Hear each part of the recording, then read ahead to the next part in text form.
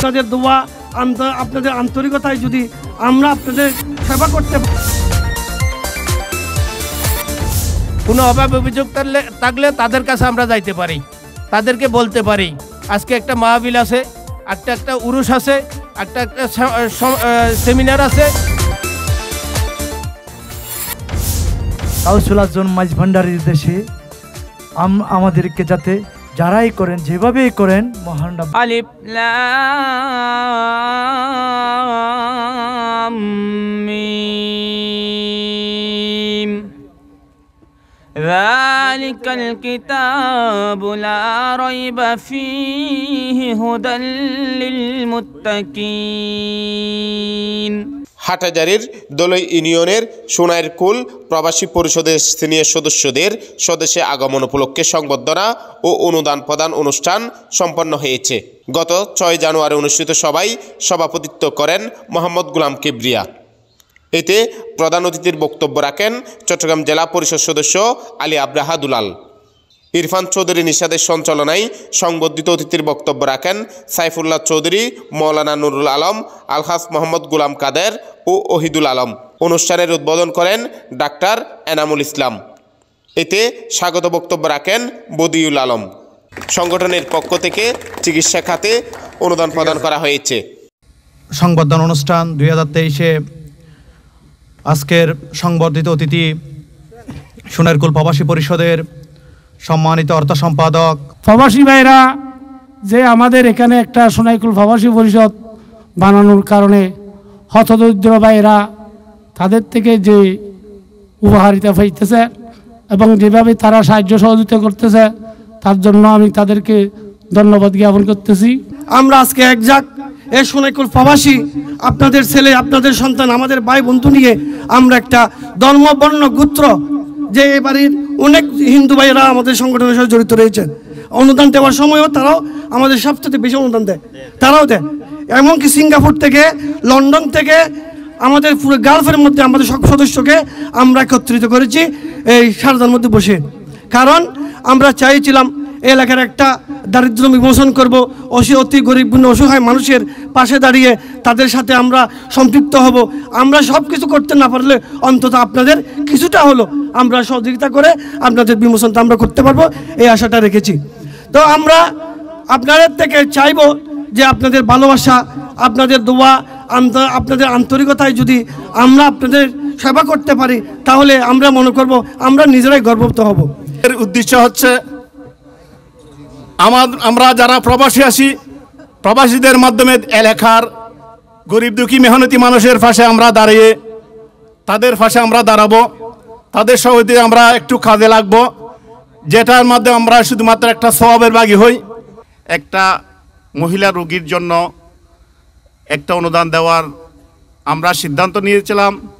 ইতিমধ্যে আরেকজন, আমরা যখন এই 2টা অনুদান দেওয়ার সিদ্ধান্ত নিয়েছি, ইতিমধ্যে আরেকজন আমাদের কাছে উপস্থিত হয়েছেন। আমার এই পরিস্থিতি তো আমরা সোনারকুল প্রবাসী পরিষদের ঊর্ধ্বতন নেতৃবৃন্দের সিদ্ধান্ত অনুযায়ী আমরা বলছি ওনাকেও আমরা আজকে এই অনুষ্ঠানের মাধ্যমে 3 জনকে আমরা অনুদান দেব, এটা একটা সিদ্ধান্ত করছি।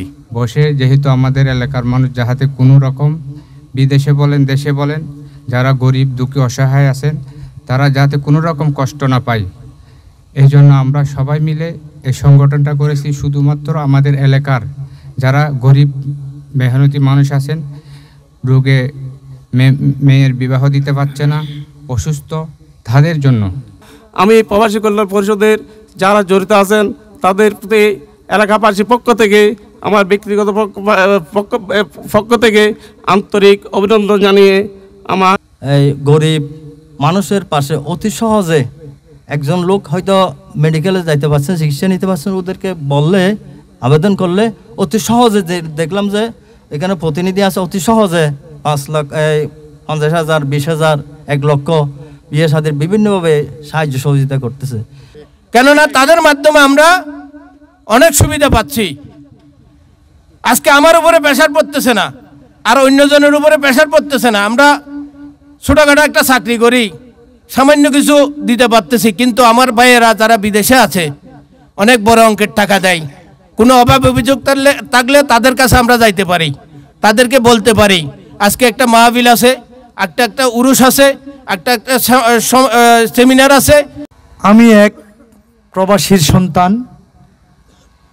আমার আব্বা মরহুম শফিউল আলম, উনিও সংযুক্ত আরব আমিরাতে দীর্ঘ 34 বছর প্রবাসে দিন যাপন করেছেন, কর্ম করেছেন। আপনারা যখন দেশে আসেন আপনাদের প্রবাসে অনেক সমস্যা থাকতে পারে। আমি একজন নগণ্য সমাজকর্মী হিসেবে, আপনাদের প্রিয় ভাই হিসেবে, আপনাদের একজন কারো শ্রদ্ধার কারো স্নেহের ভাই হিসেবে আমাকে জানাবেন, আমি অবশ্যই আপনাদের ফোনের জবাব দিব। আর যারা প্রবাসী থেকে এই পরিবারের দায়িত্ব নিয়েছেন তারাও কিন্তু কৃতিত্বের অধিকারী।